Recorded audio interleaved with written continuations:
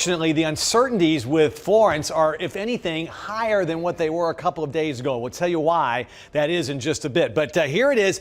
We're always looking for good news in this storm. It has weakened, or at least hasn't strengthened from earlier in the day. Winds still at 130 and still a well-defined eye. If anything, looks like it's getting a little better organized. So the winds may be back up in the 5 o'clock advisory. Pretty big storm, too, and still a good distance away, about 1,000 miles off the coast, but making steady progress towards the coast right now as it begins to move off towards the west-northwest at about 15 miles an hour and continues that chug, although it will begin to slow down as it gets a little bit closer to our coast. Now, here's, again, a closer view of the hurricane, that well-defined eye. There's Bermuda, and here's the North Carolina coast. Here's the very latest track in from the National Hurricane Center. It's 782 miles off the coast right now and about 900 miles or so from the triangle. Winds at 130, moving west-northwest at 17 miles an hour. It's forecast to continue that speed, strengthening, and maybe doing that now. And then as it encounters wind shear, stronger winds aloft off the coast, it will weaken to a Category 3. That's the forecast, not etched in stone by any stretch.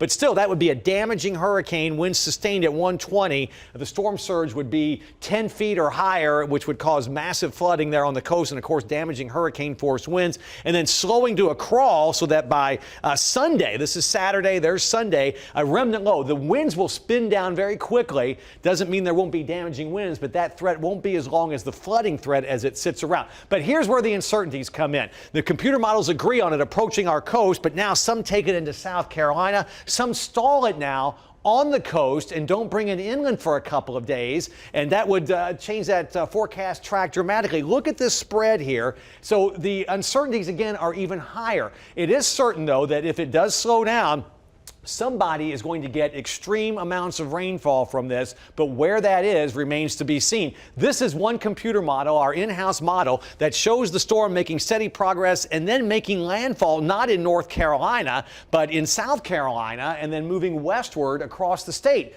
That's not to say that's going to happen, but it's a dramatic shift from some of the other computer models. We have to go along with what the Hurricane Center forecast is to get you prepared. If it turns out better, that's great news. Right now, there is a hurricane watch in effect for Wayne and Sampson counties. Tropical storm watch is up for those counties from Edgecombe down to Cumberland. Tropical storm watch, even though it'll be a hurricane on the coast, tropical force strength winds will be about what we see this far inland. That's still winds of 40 miles per hour or greater. That's at sustained.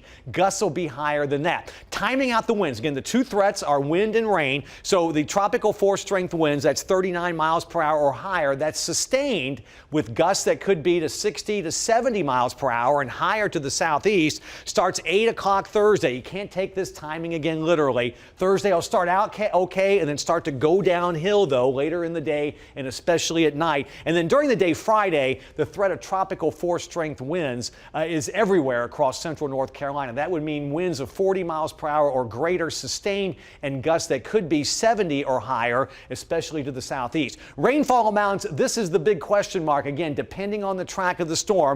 This is from the National Weather Service at the moment. It was going to change, and we're going to get a new update soon. 5 to 10 inches around the triangle with a bullseye of 20 plus to the southeast of the triangle, depending on where the storm slows down or stalls. But somebody in southern parts of the state or some parts of North Carolina could get catastrophic amounts of rain. We had that 2 years ago with Matthew. That could be the case again with first flash flooding, a big issue during the storm, and then river flooding, which of course for our folks to the southeast of the triangle, the Neuse River, the Tar River, the Cape Fear River as well, is usually a bigger issue. So the tornado threat ramps up late Thursday, becomes moderate for isolated tornadoes. Again, they will see some of those potentially depending on the track of the storm. The high winds mainly a threat on Friday and Friday night. Then those winds will die down. So the wind threat, there will be some power outages potentially, but that threat of strong winds will end Friday. But the threat of flooding will start with flash flooding on Friday, and that could continue into the weekend. And the river flooding, of course, that could continue way beyond that. So again, with the uncertainties, we can't pinpoint exactly where. We'll be able to as we get closer, but everybody getting ready anyway, Amber and Joel. So that's the good news, but we need to be prepared for what could be, again, extreme amounts of rain in some parts of the viewing area.